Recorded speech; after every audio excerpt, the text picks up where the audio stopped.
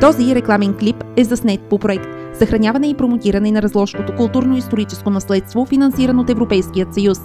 чрез Програма за развитие на селските райони за периода 2014-2020 година, съфинансирана от Европейския земеделски фонд за развитие на селските райони.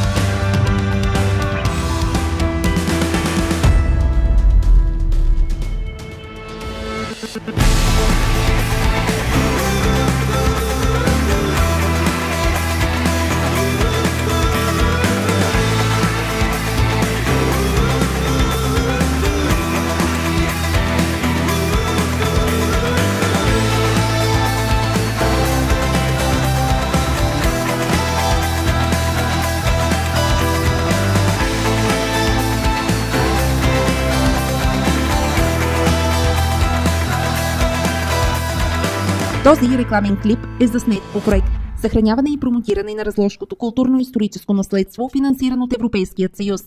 чрез Програма за развитие на селските райони за периода 2014-2020 година, съфинансирана от Европейския земеделски фонд за развитие на селските райони.